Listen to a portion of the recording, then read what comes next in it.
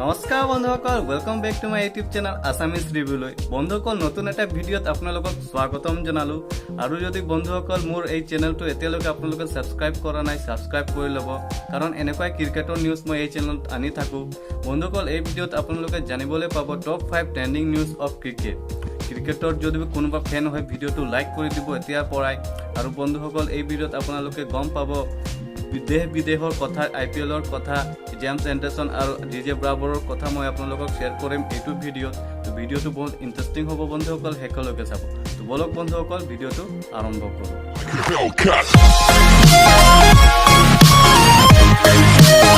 আমি সকলোৱে জানো যে এইবাৰ IPL T20 UAEত অৱস্থিত হৈ আছে আৰু UAE এটা গৰম দেশ, সেইটো আমি সকলোৱে জানো।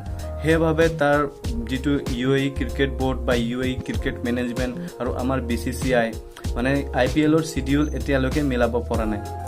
সেইবাবে মানে তেওঁলোকৰ যিকেইটা মানে নিয়ম মানে যিকেইটা এনালাইজ কৰি আছে ৱেডাৰৰ বিষয়ে, সেইকেইটা মানে কোনো তাতে মেচ কৰা নাই। মানে কেতিয়া মেচ ষ্টাৰ্ট কৰিম, কেতিয়া শেষ কৰিম, দুটা মেচ যদি কৰিবলৈ হ'লে কোনটো টাইমৰ পৰা ষ্টাৰ্ট কৰিম, সেইকেইটা গোটেই এনালাইজ কৰিহে তেওঁলোকে মানে শিডিউলটো আপডেট কৰিব।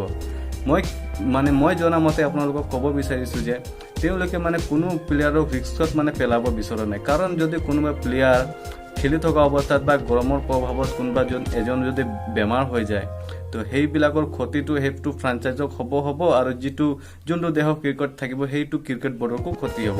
সেইবাবে মানে চব মানে গোটেইকেইটা এনালাইজ কৰি গোটেইকেইটা মিলাই কৰিহে তেওঁলোকে ক্ৰিকেট মানে শিডিউলটো মানে আপডেট কৰিব। সেইকেইটা এনালাইজ কৰি আছে বৰ্তমান। আজি মানে আপডেট দিয়া কথা আছে। যদি আপডেট দিয়ে বন্ধুসকল, মই আকৌ এটা ভিডিঅ' বনাই আপোনালোকক মাজত শ্বেয়াৰ কৰিম। তো সেইটো এটা কথা আহি গ'ল প্ৰথমটো। ছেকেণ্ডটো হৈছে বন্ধুসকল, এণ্ডাৰছনক আপোনালোকে সকলোৱে চিনি পায়। তেওঁ ৰিচেণ্টলি মেচ হৈ থকা ইণ্ডিয়া আৰু পাকিস্তান আৰু ইংলেণ্ডৰ বিৰুদ্ধে তেওঁ মানে ধৰক 600 টেষ্ট উইকেট মানে এচিভ কৰিবলৈ সক্ষম হ'লে। সেইটো এটা বহুত ডাঙৰ খবৰ। এটা ক্ৰিকেট ফেন মই আপোনালোকক জনাবলৈ বিচাৰিছিলোঁ সেই নিউজটো। যদি আপোনালোকে আগতীয়াকৈ গম পাই গৈছে ভাল কথা। সেইটো আমাৰ এটা ক্ৰিকেট ফেনৰ বাবে বহুত ডাঙৰ কথা, কাৰণ 600 উইকেট এচিভ কৰা এটা কেৰিয়াৰত বহুত ডাঙৰ কথা। সেইটো বন্ধুসকল, বহুত কম ক্ৰিকেটাৰে মানে সেইকেইটা এচিভমেণ্ট পাবলৈ সক্ষম হয়। তাৰো উপৰিও তেওঁ টেষ্ট মেচত তেওঁৰ এজটোও বহুত হৈ গৈছে এতিয়ালৈকে। আৰু তেওঁ যিটো হিচাপে এতিয়া বল কৰি আছে, এটা চাগে য়ং ল'ৰা তেনেকুৱা চিষ্টেমত বল কৰিব নোৱাৰিব। বহুত ধুনীয়াকৈ বল কৰি আছে বন্ধুসকল, আৰু তেওঁ 600 উইকেট এচিভ কৰিবলৈ সক্ষম হৈছে। আনহাতে আৰু এটা 3 নম্বৰৰ পইণ্টত আহি যাওঁ। DJ ব্ৰাভোও 500 T20 উইকেট এচিভ কৰিবলৈ সক্ষম হ'ল। ৰিচেণ্টলি প্ৰিমিয়াৰ হৈ থকা কেৰিবিয়ান প্ৰিমিয়াৰ লীগত তেওঁ খেলি আছে আৰু তেওঁ বন্ধুসকল 500 উইকেট T20 উইকেট এচিভ কৰিবলৈ সক্ষম হৈছে। এইটো বহুত ডাঙৰ ৰেকৰ্ড। এটা মানে প্লেয়াৰ যিটো অলৰাউণ্ডাৰ, তেওঁ মানে প্ৰকৃততে এটা বলাৰ নহয়, তেওঁ অলৰাউণ্ডাৰ হয়। এটা অলৰাউণ্ডাৰ টপ মানে ৰেকৰ্ড গঠন কৰাটো বহুত ডাঙৰ কথা। তেওঁ যদি চিমিলাৰিটি বেলেগ বলাৰক দেখাবলৈ যাওঁ, বহুত ডিফাৰেঞ্চ বল কৰে। তেওঁৰ বেছি পেচ নাই, তেওঁ শ্ল' ওৱান কৰি য়ৰ্কাৰ ধুনীয়াকৈ মাৰিব পাৰে।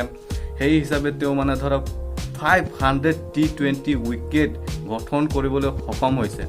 আমাৰ সকলো আছামিজ ৰিভিউৰ সদস্যৰ পৰা মই তেওঁক কংগ্ৰেছ কৰিব বিচাৰিছোঁ আৰু আশা ৰাখিছোঁ যে IPLতো তেওঁ CSK হৈ ভাল বল কৰক আৰু আহিবলৈ সক্ষম হওক।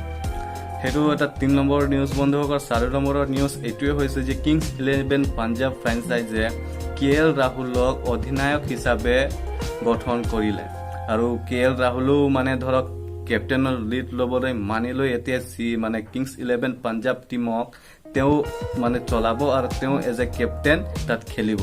তো বহুত ডাঙৰ নিউজ বন্ধুসকল। আমি KL ৰাহুলক এতিয়ালৈকে কোনো কেপ্টেইনশ্বিপ দেখিব পৰা নাছিলোঁ, বাট ফাইনেলি আমি এইবাৰ তেওঁক IPLত কেপ্টেইন কৰাটো দেখি পাম। আৰু তেওঁ কেনেকুৱা ধৰণে কেপ্টেইন কৰিব বা কি ধৰণে প্লেয়াৰক চলাব, বা ফিউচাৰত তেওঁ ইণ্ডিয়ান টীমৰ বাবে কেপ্টেইনৰ ধৰক দৰ্জা পাব নেকি, সেই হিচাপে বহুত আশা ৰাখিছোঁ। আৰু তেওঁ কেপ্টেইনশ্বিপটো চাবৰ কাৰণে আৰু তেওঁ কেপ্টেইন এটা হৈ নিজৰ দলক কেনেকুৱা জয় লাভ কৰাব আৰু কেনেকুৱা ধৰণে পাৰফৰ্মেঞ্চ কৰিব, সেইটো বহুত দেখিবলগীয়া কথা বন্ধুসকল। মই আশা ৰাখিছোঁ KL ৰাহুলে ভাল পাৰফৰ্মেঞ্চ কৰক, ভাল কেপ্টেইনশ্বিপ কৰক আৰু জয় লাভ কৰক বুলি। আপোনালোকে কি ভাবে বন্ধুসকল, প্লিজ কমেণ্ট বক্সত জনাব। আৰু 5 নম্বৰৰ কথা এইটো বন্ধুসকল যে UAE যিটো প্ৰট'কল এইবাৰ বান্ধি দিছে UAE চৰকাৰে, কোনোবা এজন প্লেয়াৰ যদি তাৰ প্ৰট'কল ভংগ কৰিব তেনেহ'লে তেওঁক আকৌ এবাৰ মানে 6 দিনৰ কোৱাৰেণ্টাইনত ৰাখিহে তেওঁক মানে টিমত যাব পাৰিব। তেওঁ টিমৰ পৰা বাহিৰত ওলাই দিয়া হ'ব প্ৰট'কল যদি কোনোবা প্লেয়াৰে ভংগ কৰিলে, আৰু তেওঁক আকৌ এবাৰ 6 ডে কোৱাৰেণ্টাইনত ৰাখিহে মানে টিমত মানে সহযোগ কৰিবলৈ দিব বা খেলিবলৈ দিব। এইটো এটা বহুত ডাঙৰ খবৰ বন্ধুসকল। মই ভাবোঁ মানে সকলোৱে ভাবক বা সকলোৱে এইটো চিন্তা কৰিবলৈ বাধ্য হৈ যাওক যে সকলো প্ৰট'কল যিটো UAE চৰকাৰে বান্ধি ৰাখি দিছে, যিটো প্ৰট'কল সেইটো সকলো প্লেয়াৰে মানি চলি ভালকৈ তাতে IPL খেলি জয়লাভ কৰি, হাৰ জিকটো আছেই, কোনোবা এজন IPL জিকিব। তো সেই হিচাপে সকলোৱে মানি চলি খেলি এটা ভালে নিজৰ দেহ উভতি যোৱাটো মই কামনা কৰোঁ বন্ধুসকল। আপোনালোককো মই অনুৰোধ কৰোঁ যে প্লিজ তেনেকুৱা হিচাপে এটা মানে কামনা কৰক যাতে সকলো প্লেয়াৰে ভালকৈ IPL খেলি সকলোৱে নিজৰ ঘৰত উভতি যাব পাৰে। কাৰণ তেওঁলোকে দেশ বিদেশৰ পৰা আহি তাতে গঠন হৈছে, আৰু এইবাৰ 2020 এনেকুৱা বেয়া হিচাপে গৈ আছে, মানে ক'ত কি হৈ যাব কোনোৱে গম নাপাব। তো সেই হিচাপে বন্ধুসকল প্লিজ কামনা কৰক যে ভালে খেলি IPL সকলো প্লেয়াৰে ধৰক নিজৰ ঘৰ উভতি যাওক বিনা একো প্ৰব্লেম লৈ। তো বন্ধুসকল এইকেইটা আছিলে আপোনালোকক মই এইকেইটা নিউজ দিবলৈ মানে বিচাৰিছিলোঁ। আপোনালোকে সকলোৱে গম পালে মই কি ক'লোঁ বন্ধুসকল। যদি ভিডিঅ'টো ভাল লাগিলে প্লিজ লাইক শ্বেয়াৰ কমেণ্ট কৰিবলৈ নাপাহৰিব, আৰু চেনেলটো ছাবস্ক্ৰাইব কৰি ল'ব, কাৰণ এনেকুৱা ধৰণৰ নিউজ আপোনালোকে এই চেনেলত পাই থাকিব। তো বন্ধুসকল ভিডিঅ'ত যদি কিবা বেয়া কৈছোঁ প্লিজ গালি দিব, যি কৰিব আছে মন কৰিব কমেণ্ট বক্সত দিব, যি হিচাপে দিয়ে আপোনালোকে মই একচেপ্ট কৰিম, কাৰণ আপোনালোকে মোৰ ফেন হয় বা আপোনালোকে মোৰ সদস্য হয়, মোৰ ফেমিলি হয়। আপোনালোকে যি ক'ব মই সেইটো মানি চলি বন্ধুসকল। তো ভিডিঅ'তে ইমানে বন্ধুসকল, নেক্সট ভিডিঅ'ত লগ পাম। টেক কেয়াৰ, বাই, জয় আই অসম।